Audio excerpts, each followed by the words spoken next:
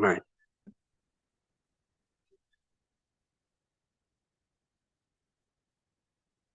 أعوذ بالله من الشيطان الرجيم بسم الله الرحمن الرحيم أم حسبتم أن تدخلوا الجنة ولما يعلم الله الذين جاهدوا منكم ويعلم الصابرين صدق الله العلي العظيم بسم الله الرحمن الرحيم الحمد لله رب العالمين والصلاة والسلام على سيدنا ونبينا أبي القاسم المصطفى محمد وعلى آله الطيبين الطاهرين المعصومين سيما بقية الله في الأرضين رب اشرح لي صدري ويسر لي أمري واحلل عقدة من لساني يفقه قولي.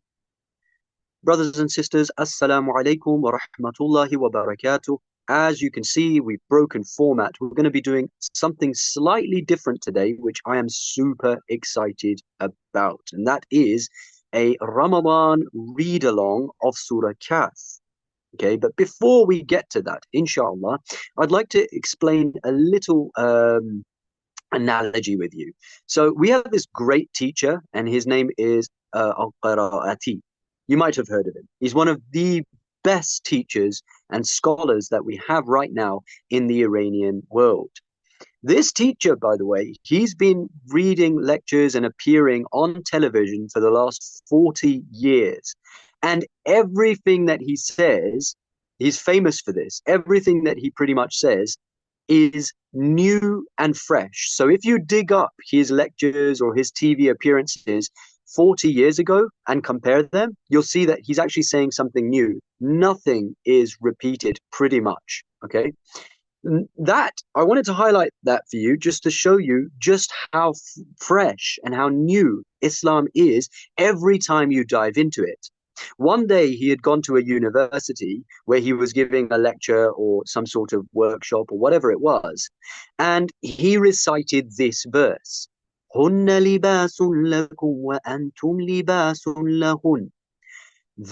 i.e., your women, your wives, are clothing for you, and you are clothing for them. And what Ayatul Qira'ati did is he extrapolated. In the previous session, what did we talk about? Tafsir, the types of tafsir that exist, and how much depth there really is in the Holy Quran. Well, what he did from just this verse is extrapolate 15 different meanings, 15 deeper and deeper ideas. Just to give you a taste of the kind of examples that you might find there. For example, if you're clothing for somebody, what does that actually mean? What does clothing do for you? Well, it hides your flaws. Your spouse should be somebody who hides your flaws. What else does clothing do for you? It beautifies you.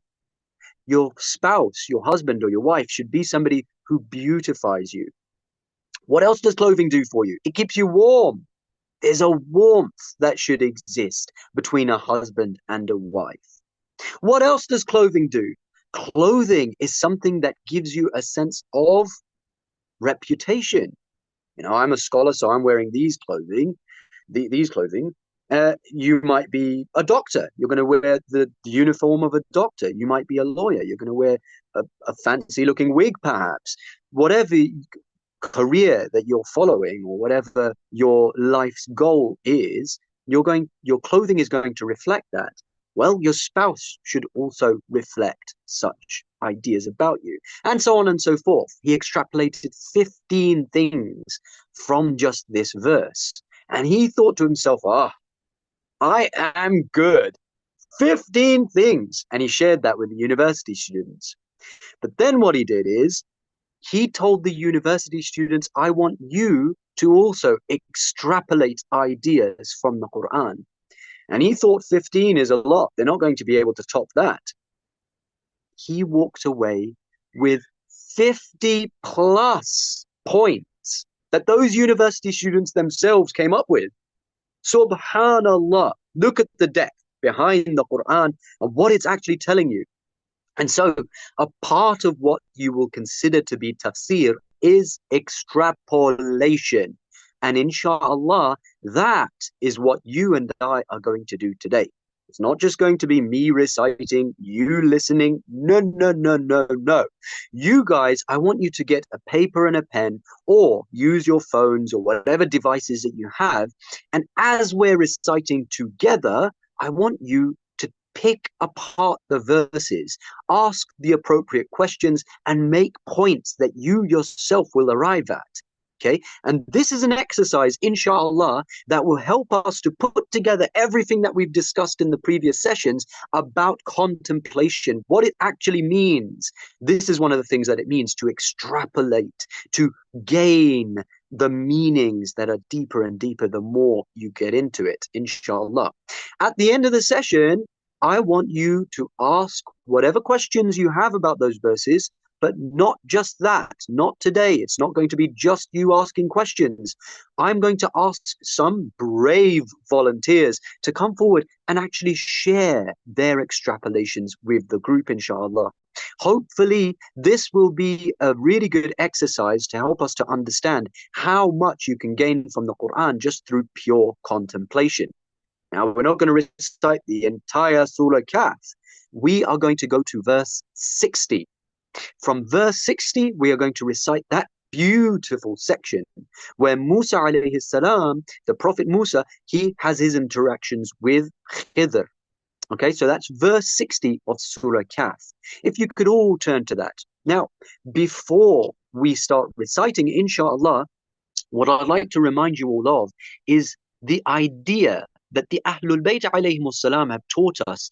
This surah in particular has relevance to Akhir al-Zaman, this era in which we are living in today, to the extent where the Ahlul Bayt alayhim salam have told us, if you want to recognize Dajjal and the fitnas of Akhir al-Zaman, you should regularly recite Surah Kahf.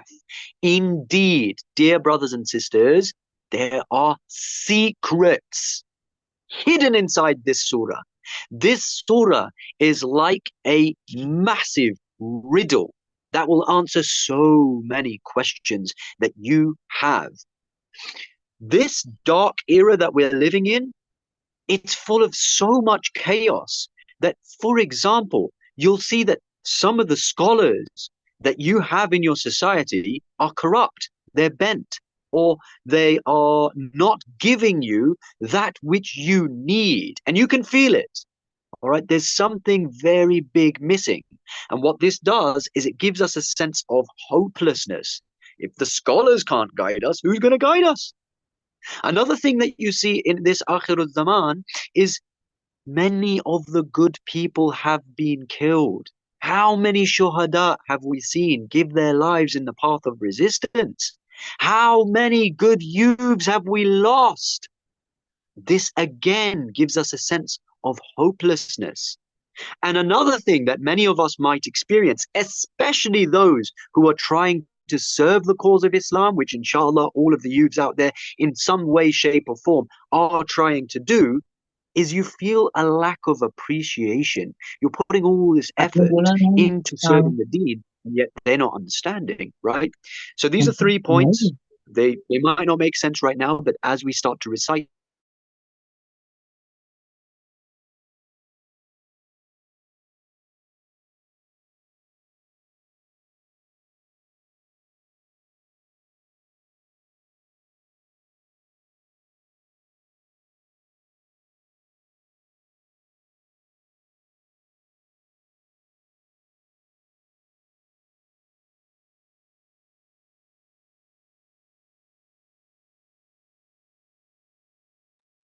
Sheikhana, you're muted. oh, how long have I been muted for? 30 seconds. Okay. All right. So we're going to go now to Surah Kahf. Put your thinking caps on, inshallah, and we're going to dive into it. أعوذ بالله من الشيطان الرجيم بسم الله الرحمن الرحيم.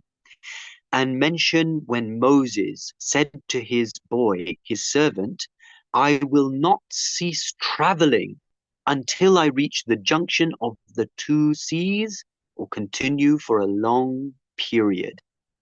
Keep that verse in your mind, the meaning. Now we're going to recite the Arabic so that that meaning goes from your mind into your heart. And you're going to question, what is Allah trying to tell you? وَإِذْ قَالَ مُوسَى لِفَتَاهُ لَا أَبْرَحُ حَتَّى أَبْلُغَ مَجْمَعَ الْبَحْرَيْنِ أَوْ أَمْضِيَ حُقُبًا.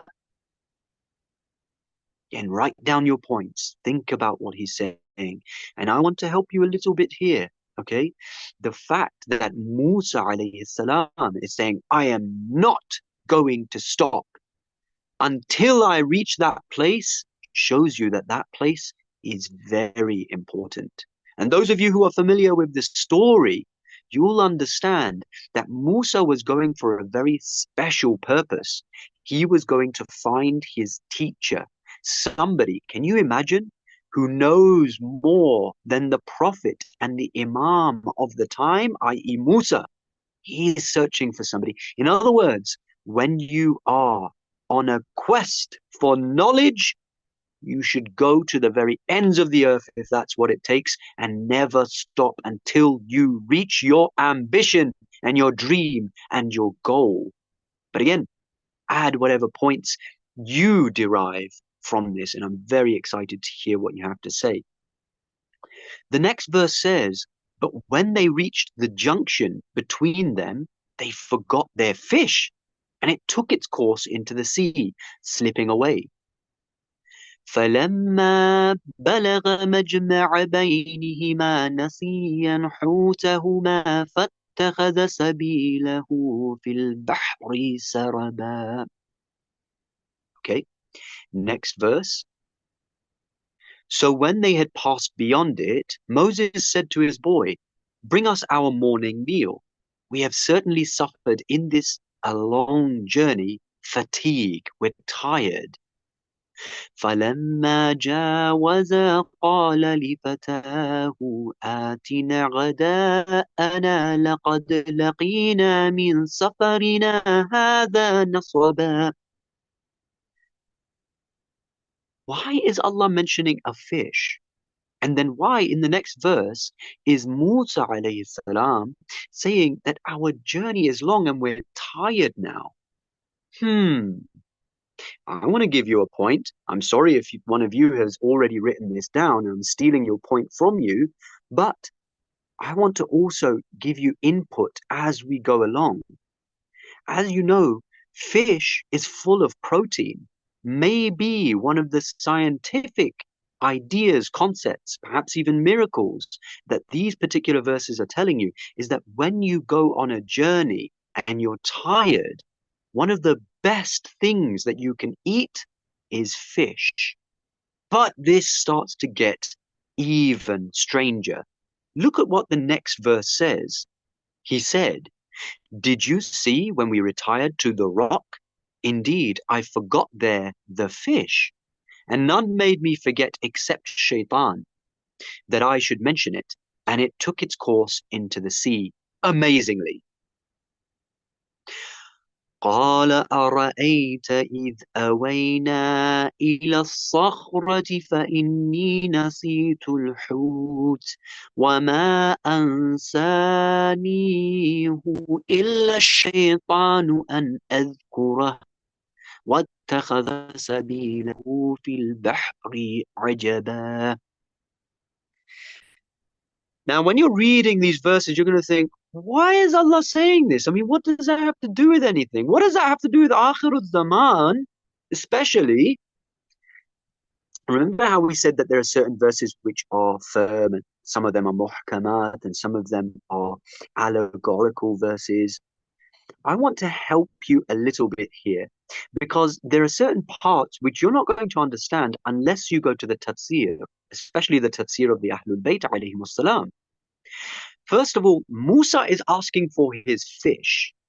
Okay, he's asking to eat it, right?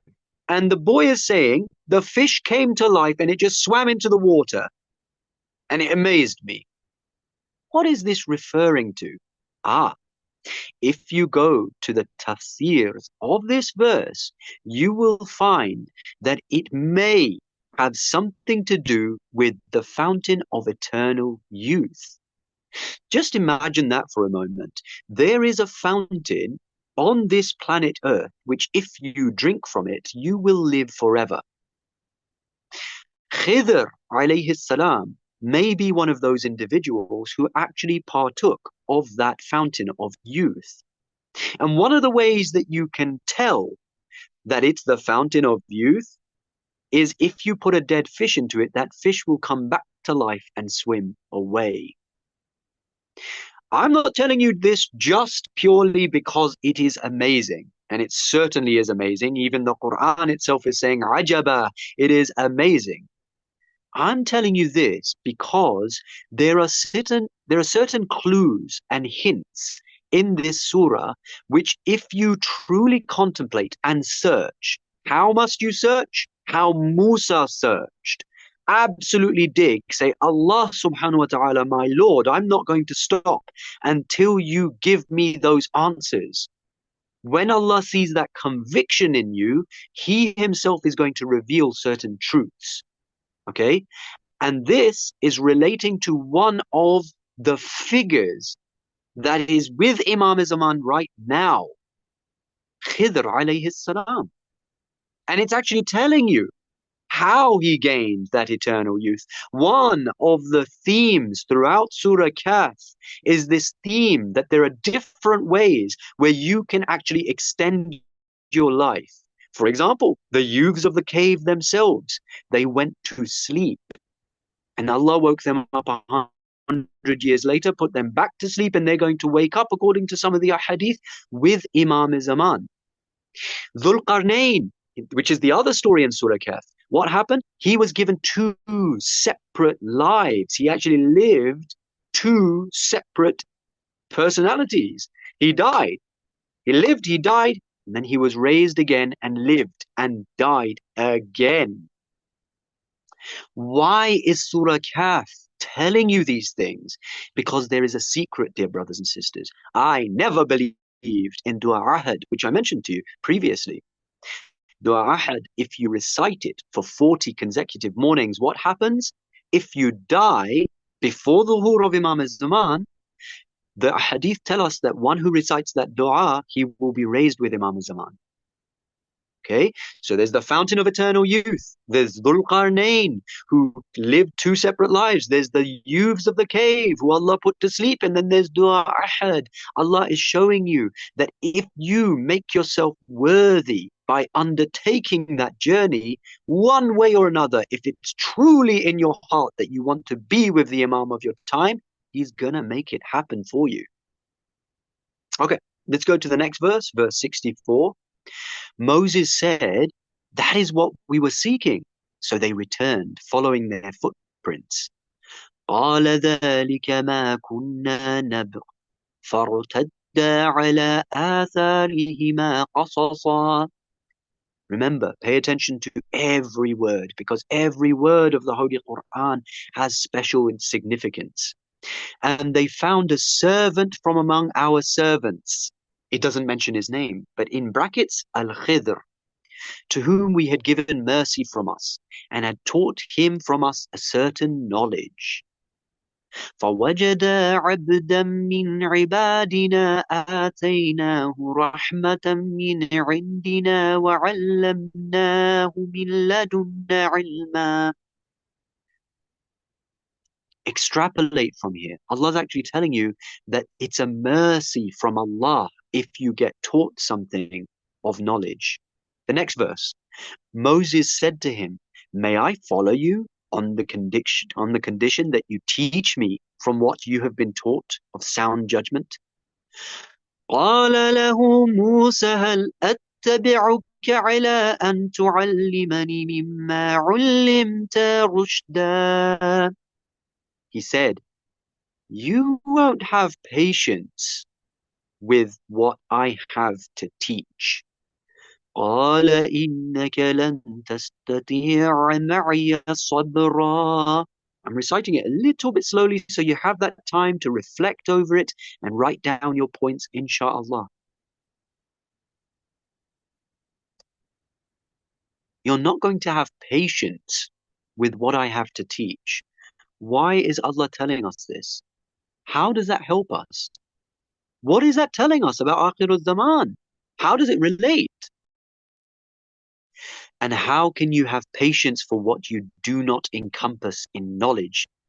وَكَيْفَ تَصْبِرُ عَلَى مَا لَمْ تُحِطْ بِهِ خُبْرًا. Moses said, you will find me, if Allah wills, insha'Allah, patient, and I will not disobey you in any order. Ooh. قال ستجدوني إن شاء الله صابرا ولا أعصي لك أمرا. He said, then if you follow me, do not ask me about anything until I make to you about it mention, until I mention it, explain it. قال فإن اتبعتني فلا تسألني عن شيء حتى أحدث لك منه ذكرا. Dear brothers and sisters, I know when we're reciting this together, inshallah, there are many points that are coming into your mind. And when you're writing them down, you might feel too shy to share them and think that your points are wrong. See, I studied English literature at university. And one of the things that we learnt over there is that no answer is wrong as long as you can intellectually justify it. Okay? And so don't hesitate to put those extrapolations of yours forward. Inshallah, when we get there. Verse 71 says, so they set out until when they had embarked on the ship. He, Khidr, tore it open. He made a hole in it. Moses said, have you torn it open to drown its people? You have certainly done a grave thing. فانطلقا حتى إذا ركبا في السفينة خرقها قال أخرقتها لتغرق أهلها لقد جئت شيئا إمرا. You've done a terrible thing. What is this? Al-Khidr said, did I not say that with me you would never be able to have patience? قال ألم أقل إنك لن تستطيع معي صبرا. Moses said, do not blame me for what I forgot, and do not overwhelm me in the matter with difficulty. قال لا تؤاخذني بما نسيت ولا ترهقني من أمري عسرا. So they set out, until when they met a boy, he, Khidr, killed him. Moses said, have you killed a pure soul for other than having killed a soul? Like, why? What is this? You have certainly done a deplorable thing. فانطلقا حتى إذا لقيا غلاما فقتله قال أقتلت نفسا زكية بغير نفس لقد جئت شيئا نكرا. You've killed a pure soul. How is that even forgivable? What is this? Remember, ask questions as well if you genuinely have questions about it. I'm more interested in the extrapolations that you have, your own ideas, but I would like to hear questions as well, inshallah. Khidr said, did I not tell you that you won't be able to have patience with me?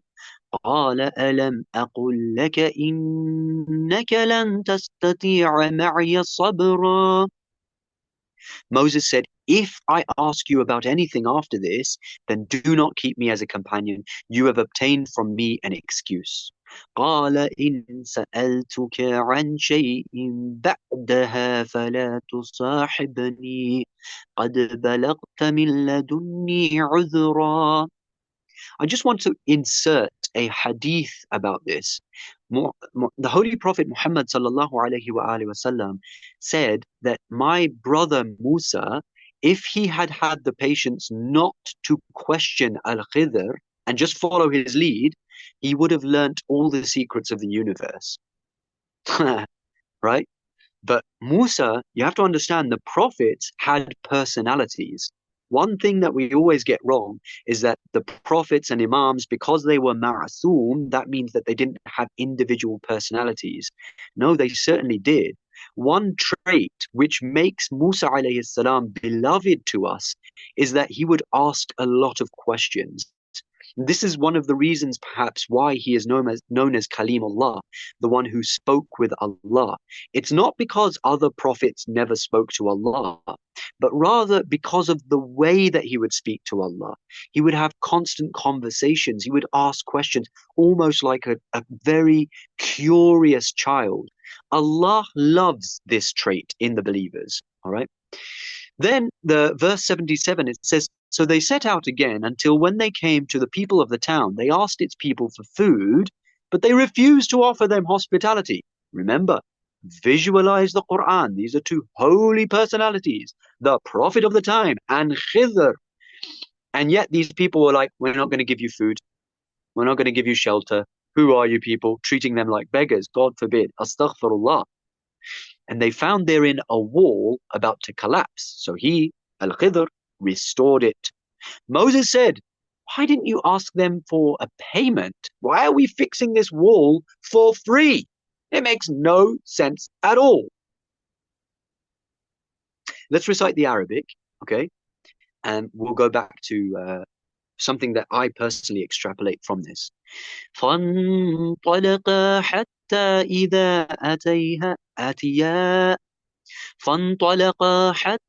إذا أتيا أهل قرية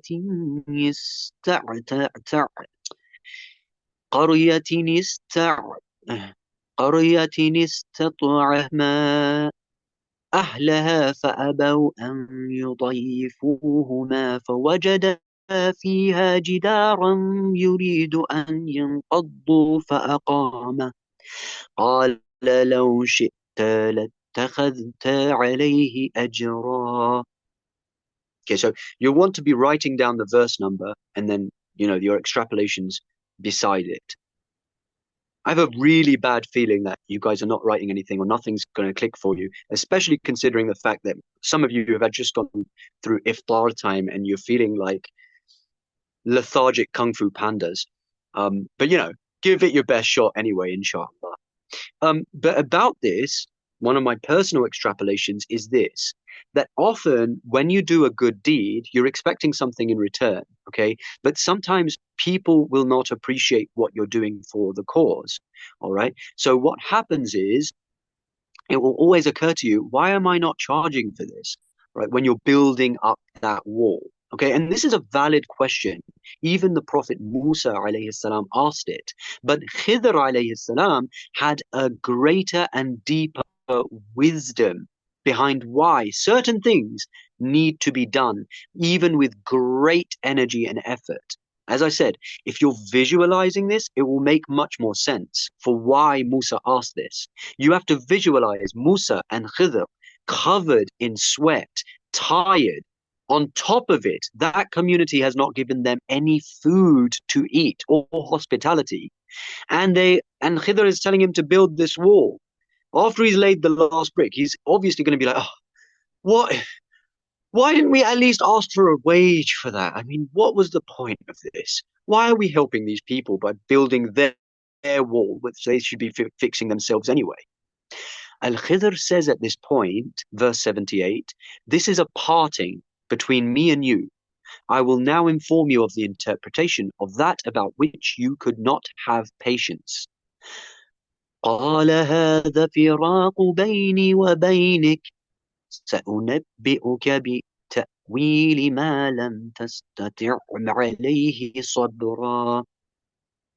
As for the ship, it belonged to poor people working at sea, so I intended to cause a defect in it, i.e. the boat, as there was after them a king who seized every good ship by force. So he made a hole in the ship. Why? Because there was a tyrannical king who was coming and he was confiscating all the ships. He was taking them away. But when he saw that there was a hole in this boat, he said, "Ah, forget that one," and he left it. For those poor people, it's easier to fix a hole in a boat than to build a boat from scratch. That's why Khidr made a hole in the boat. وأما السفينة فأما السفينة فكانت لمساكين يعملون في البحر فأردت أن أعيبها وكان وراءهم ملك يأخذ كل سفينة غصبا. By the way, notice how even in these verses, Allah is drawing your attention to the Taghut, to the ruling elite. And He's even giving you a hint about sometimes how you need to combat against those ruling powers, even in these verses. And then He says, as for the boy, his parents were believers, and we feared that he would overburden them by transgression and disbelief. وَأَمَّا الْغُلَامُ فكان أبواه مؤمنين فخشينا أن يرهقهما طغيانا وكفرا. So we intended that their Lord should substitute for them one better than him in purity and nearer to mercy. فأردنا أن يبدلهما ربهما خيرا منه زكاة وأقرب رحما. And as for the wall, and this is the final verse, and as for the wall, it belonged to two orphan boys in the city, and there was beneath it a treasure for them, and their father had been righteous. So your Lord intended that they reach maturity and extract their treasure as a mercy from your Lord. And I did it not of my own accord. That is the interpretation of that about which you could not have patience. وأما الجدار فكان لغلامين يتيمين في المدينة وكان تحته كنز لهما وكان أبوهما صالحا فأراد ربك أن يبلغا أشدهما ويستخرجا كنزهما رحمة من ربك وما فعلته عن أمري ذلك تأويل ما لم تستطع عليه صبرا صدق الله العلي العظيم. صلوات على محمد وآل محمد وعجل فرجهم اللهم صل على محمد وآل محمد. All right, now, who is going to be the brave volunteer who I am going to pray for, inshallah, when they put their hands up and share with the group the ideas that they themselves have extrapolated? Please put your hand up if you dare.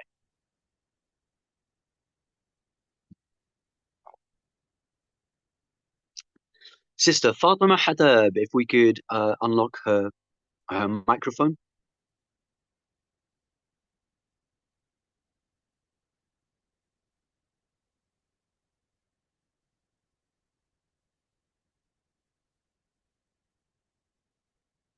Yeah, if we could unlock Sister Fatima's microphone. Yeah, brilliant. Working now. Okay, so I wasn't really writing down everything ayah by ayah. It just okay, that's fine. So we started with the first verse when they started for the junction of the sea, and when they got to a part, they lost their fish, which represents like a sustenance, and the meal would represent rest. So how I interpret this is that at some point when we are going for a journey for knowledge and gaining knowledge and learning and advancing, we will inevitably come to a point where we start feeling exhaustion and feeling tired. And this happens for everyone. And the fact that they lost the fish, I think it represents the labor that shaitan does in order to make us feel exhausted, to make us lose the motivation, the strength to keep on going to earn and gain knowledge, to make us lose the strength on this path. And that is MashaAllah. That's a very good extrapolation. I actually love that point, and it didn't occur to me. and later when he was with Hudr alayhi salam. So this verse is something I've discussed a lot with my family, but I feel like the lack of patience comes from the point of him being righteous. It doesn't come from the point of him being a nuisance. He's being righteous, and because of this righteousness, he wants everything to be done right, and he has some kind of he feels in a way obligated because he's a prophet. He had to correct everyone as they made mistakes, and it is almost a habit, an instinct, something he doesn't, a reflex basically. And he felt that because of his knowledge and because of his general position that he had to correct this thing, and the righteousness kicked in, and he just it's not about the that he was ignorant. It's about him having this instinct, this reflex that he built into himself. But It's such a good point. It's such a brilliant point. I just want to quickly add to that, that yeah, this is fantastic because sometimes you have this righteous personality, but the Quran is actually showing you that while that's a good thing, it's a prophet who's doing it. So you should never put down that righteousness that you have in your heart. If you see something that you think is wrong, it's good if you point it out. And your instincts will tell you that. At the same time, have a little bit of patience at the back of your mind and understand that there might be something that I don't understand, because sometimes that righteousness could be a hindrance between you and learning something new, especially when you're dealing with somebody like Khidr, somebody who genuinely knows a lot more than you. But yeah, sorry, carry on. Yeah, and the last point is the reason why his lack of patience, why his curiosity and asking the questions wasn't good in this given situation, is because he was only there because he accepted to admit everything as it comes and only hear the explanations later on. And I relate this to how when inshallah, when the um, imam comes, we will have to be like Musa. We will have to put down our righteousness and put down our personal perspective of what is good and what is wrong and what isn't, and just accept what is happening, accept the wilaya of our imam. Oh, that is such a brilliant point, sister. I am so proud of you, mashallah. You're absolutely right. When Imam al-Zaman comes, inshallah, there are so many weird, strange things that he is going to do that many people are going to say, that's not Islam. You can't be the Imam, astaghfirullah, because their perception is something else. And so what we have to do is go that step further and be prepared to even if we see, God forbid, that he's damaging property, like damaging people's boats, even if we see that he's killing pure youths, even then we have to be like, this is the Imam of the time. We trust him, and this is going to increase our knowledge. Even saying that, think about how difficult that is.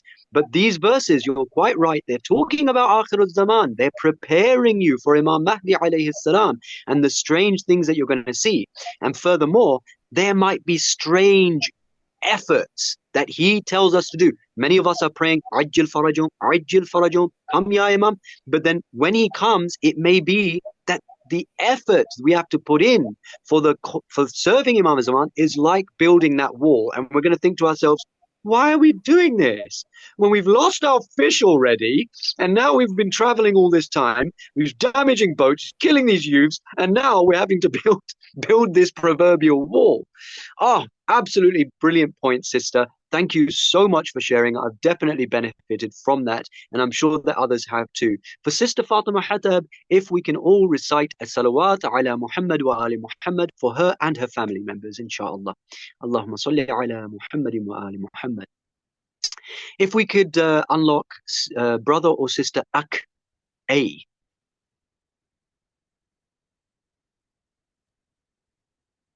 Assalamu alaikum. Can you hear me well? Wa alaykum salam. Yep, I can hear you loud and clear. Thank you so much. Alhamdulillah. Firstly, thank you for providing this Zoom call. This is amazing. Thank you to Sister Fatima for such a Alhamdulillah. brilliant explanation. I mean, it's definitely going to outweigh my interpretation of things. So, just to set the No, precedent for anybody else. So, thank you for that. inshallah. Um, It's a hard act to follow. I apologize. During the first part of it, I had to run and attend to my kids, but I was back for the majority of the last part of it. So to Okay. just my provide you my interpretation of what we've been reading and discussing is that, as Sister Fatima said, that it seems as though that to seek this, first of all, the two rivers to me and the interjunction between those to me is like me as a human to seek that divine knowledge. That's how I interpreted it. And as we heard through the Quran that there's a lot of trials and tribulations to this journey, and that patience is super important, and that it might seem like it's all hope is gone. However, the patience is what's going to prevail. And towards the last part of this discussion, in this section of this surah, at times it might feel like the actions that we might be doing are detrimental to ourselves.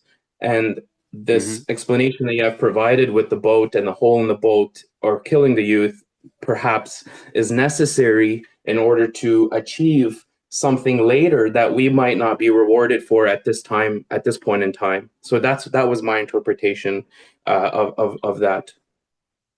It's an absolutely brilliant interpretation. Thank you so much for sharing us. And I believe that you're absolutely right because it tells us in the explanation that Khidr gives that, look, you might not understand this, but there's two orphans in the city.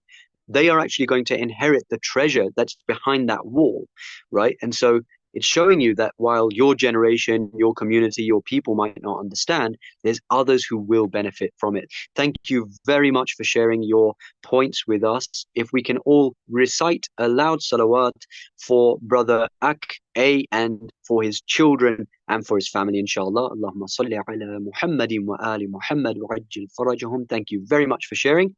If we could unlock Sister Sayyida Mahdiya. Assalamu alaikum, Sheikh. Can you hear me? Wa alaykum salam. Loud and clear.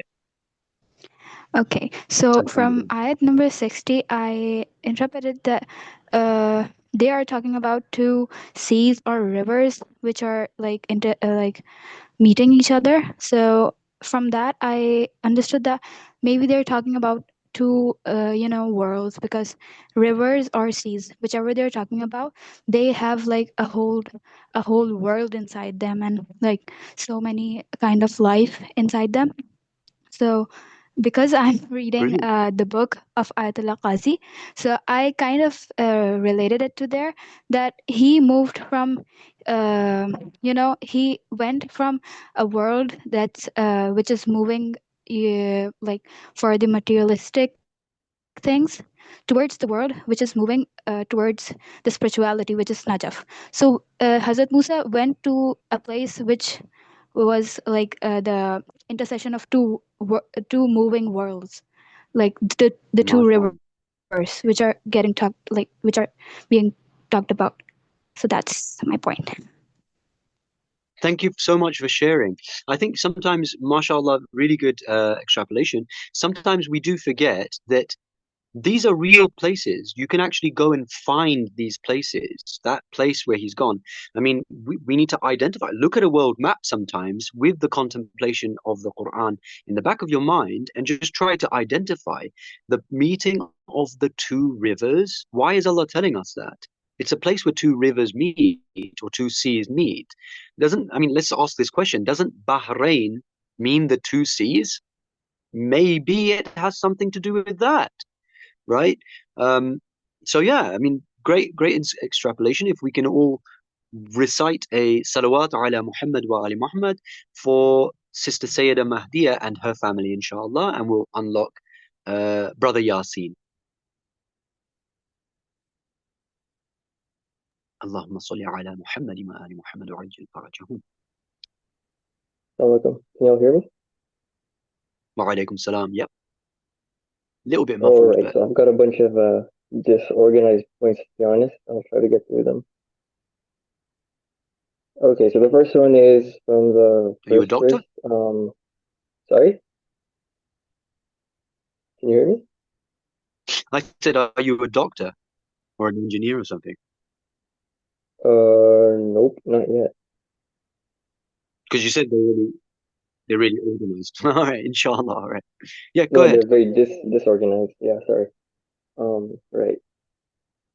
So yeah, the first point is that maybe the junction of the two seas. I was thinking maybe that's like a metaphorical allusion to the meeting of Prophet Musa and Khidr, right? Where the meeting of their personalities and how different they are. Like one is, let's say, one has knowledge of the unseen, and the other one is really a prophet sent to the people with a book and laws. So that I think the meeting of the two seas is metaphorical in that sense too. Brilliant. Okay. Also, it seems like um, when Prophet Musa, when he's told that he has to meet him at the junction of the two seas, like to me at least, I could be wrong, but that seems like a very sort of vague direction, you know, like it doesn't really look like he exactly knows what his destination is, but he just has this like general idea of where he wants to go, right? Yeah. So for that, he just has to have faith and just keep going. And as we know that he did reach Yeah. the junction of Essentially. the two seas, and then he moved on from there, right? So this Yeah, it's actually a tells really me good that point. Sometimes, maybe, yeah. yeah. So yeah, this tells me that maybe Mm, the destination is important, but sometimes the journey itself is very, very, very important. So maybe you go ahead and then you have Good to come back. point. That probably increases your faith and patience. MashaAllah. So yeah, Very good I have a point. bunch of other points. I'm not gonna yeah, waste long. I'll keep going. If we had more time, honestly, I could listen to you guys all night. Honestly, I love these kinds of discussions. This is the first time I'm actually doing something like this, and I'm really quite surprised. I was worried that nobody would bring any points, but the point that you raised is actually a really good thing because sometimes in the search for knowledge, you don't even know where you're going, right? And especially if you're, for example, if you're researching something, sometimes what will happen is you will just be on a break, right? You'll be on your lunch break, for example, and some kid who's around you, maybe a volunteer or something, they will mention something and something will click and you'll be like, oh my God. And you'll retrace your steps and you'll find that thing that you were looking for and you'll have a eureka moment. So very good point. If we could recite a salawat for the brother, inshallah, and his family, we're going to unlock, sister, the last one for today. Should we go for Kyle Williams? Sorry, Sister Zena jumped the queue, but we'll go for.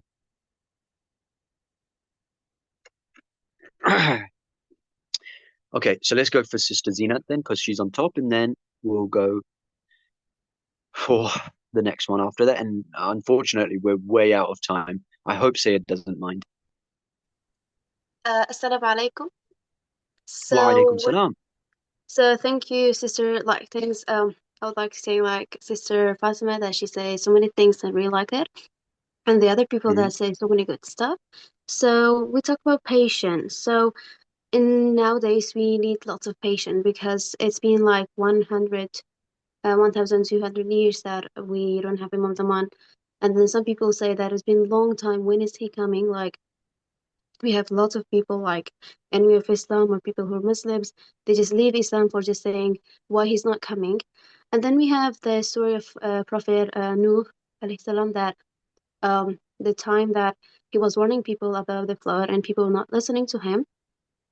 And then he told people to plant a seed till the plant grows into a date tree. And then, of course, it takes lots of time for the date tree to grow. And then it happens a lot, Mhm. like he told people, and take lots of time that the plant grow. And then when the plant grow, like date tree grow, people say, what is that? And they say like, plant again, plant again. So it takes lots of years to like to warn people about the day that Allah will destroy them, and then Absolutely. so people didn't really listen to him. So I think this is like exactly what Imam Mahdi is, and then we need lots of patience. Doesn't matter what is coming, and we need to be patient, seek knowledge. Yeah, that's what I have for today. Yeah. Thank you so much, sister, for sharing it with us. And I think that's a good place to end. Brother Kyle, I know you've got your hand up. Please do forgive me, but I've gone over my time massively. Inshallah, in the next session, we'll probably come back or cycle back to this. This exercise has gone absolutely fantastic. Thanks to all you lovely people. And it's actually really encouraging for me. And I would like to do this again, inshallah. But what I hope that the exercise has shown you is that number one, you have way more potential when it comes to extrapolation and understanding new and unique things from the Quran than you think. Okay, that's the first thing. And the second thing is the benefit of doing this in a group, because really what you can do from these kinds of sessions is gain way, way more than you think that you can from just reading a tafsir, although that's very good as well. And I just want to leave you with this one hadith or snippet from our past. Imam Ali alayhi salam was doing precisely what we've done today. Okay, I've told you in previous sessions that he would emphasize the importance of contemplation and reflection. One of the things that he would do is get the companions together and they would just discuss the Quran, learn about the Quran, have interactive sessions about the Quran. I don't know about you guys, but for me, this has been a really unique experience, and I hope that there's more to come, inshallah. Do let me know in the chat while we're waiting for Sayyid to join, inshallah, during our short break between. If you would like more sessions like this, or if you would want me to revert to the previous format where I was explaining certain the sciences of the tafsir and the Quran and stuff like that, or do you prefer this? Let me know, inshallah. You've been fantastic. God bless each and every one of you. May He accept your du'as, inshallah, and keep you connected to the Quran and to the Ahlul Bayt alayhim wassalam. Assalamu alaikum wa rahmatullahi wa barakatuh.